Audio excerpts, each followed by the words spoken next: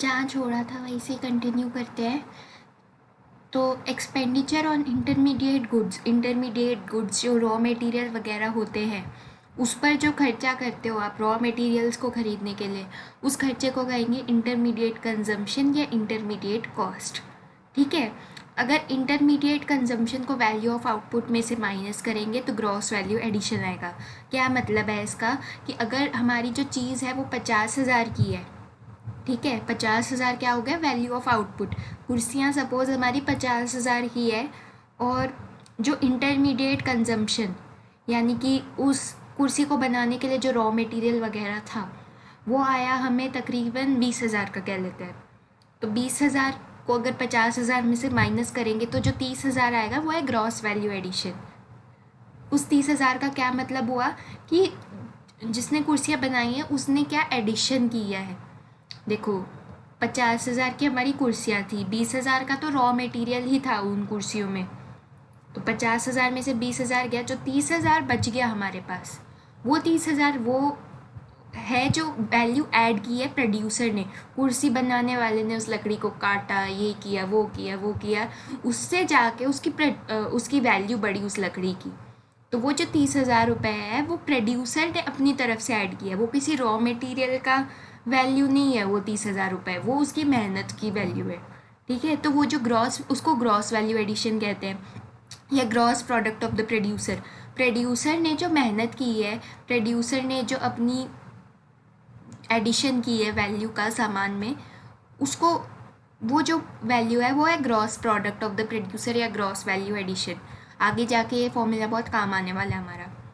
अब देखो same good मैंने पहले भी बताया था, गुड फाइनल और इंटरमीडिएट कुछ पक्का नहीं है। कोई ये नहीं है कि ये लिस्ट फाइनल गुड्स की है, ये इंटरमीडिएट गुड्स की है। कोई भी गुड फाइनल भी हो सकता है, इंटरमीडिएट भी हो सकता है, डिपेंड करता है उसका एंड यूज़ पे। फाइनल यूज़ किस काम में वो आ रहा है। वही चीनी है, अगर वो चीनी कोई हाउस होल्ड खरीदता है, कोई परिवार खरीदता है, उसको दूध में, चाय में, इन सब चीज़ों में मिलाता है, तो वो शुगर क्या हो गई फाइनल गुड। क्योंकि फाइनल गुड क्या बताया था, उसका बिकने का प्रोसेस ख़त्म हो चुका है, वो चीनी बिक नहीं रही। वो जो चाय में चीनी मिलाई है वो चाय हम बेच नहीं रहे, वो चाय हमने कंज्यूम करनी है, पीनी है।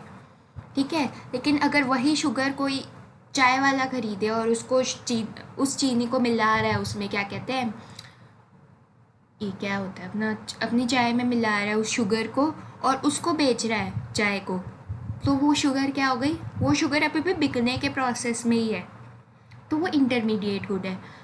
तो इसी तरीके से कोई भी गुड फिक्स्ड नहीं है कि फाइनल है या इंटरमीडिएट है, उसका एंड यूज़ क्या है। एंड यूज़ वर्ड मैं बार बार बोल रही हूँ क्योंकि आने के चांसेस है इसके। ठीक है। तो एंड यूज़ क्या है उस पर डिपेंड करता है। अब आगे पढ़ते हैं।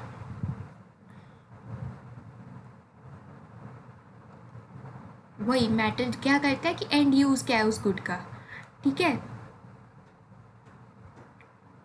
अब जैसे गाड़ी है, ज़रूरी है कि गाड़ी फाइनल गुड है या इंटरमीडिएट गुड है। अगर कोई परिवार गाड़ी को ख़रीदता है तो उसके लिए वो फाइनल गुड है, उन्होंने गाड़ी बेचनी नहीं है आगे। ठीक है।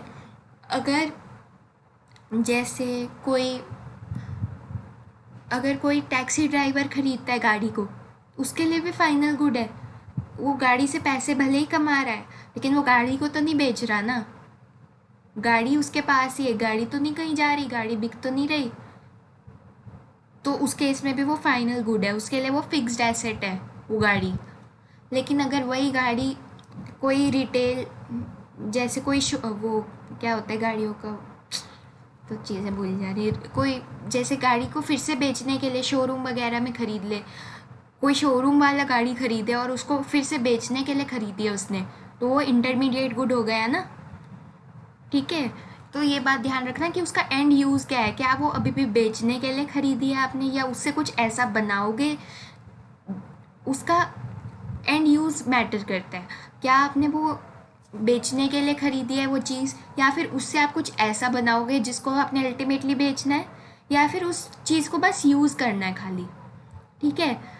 अब डिफरेंस क्या है, फाइनल गुड्स जो होते हैं, देखो final goods boundary line of production के बाहर है, फाइनल यूज़ के लिए तैयार है।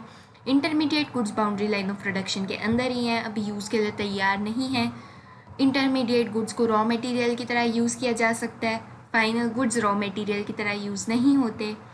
इंटरमीडिएट गुड्स को रीसेल किया जाता है, फिर से बेचा जाता है, फाइनल गुड्स को फिर से नहीं बेचा जाता।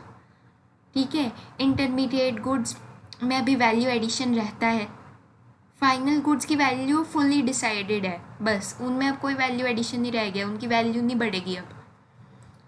इंटरमीडिएट गुड्स को ख़रीदने के लिए आप जो खर्चा करते हो उसको इंटरमीडिएट कंजम्पशन या इंटरमीडिएट कॉस्ट कहते हैं। फाइनल गुड्स को ख़रीदने के लिए आप जो खर्चा करते हो उसको फाइनल एक्सपेंडिचर कहते हैं।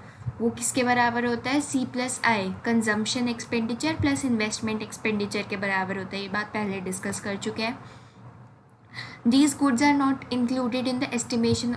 नेशनल प्रोडक्ट जब हम फाइंड करते हैं, कैलकुलेट करते हैं, उसमें इंटरमीडिएट गुड्स को कैलकुलेट नहीं किया जाता। ये भी पहले बात कर चुके हैं, डबल काउंटिंग जिसको कहते हैं।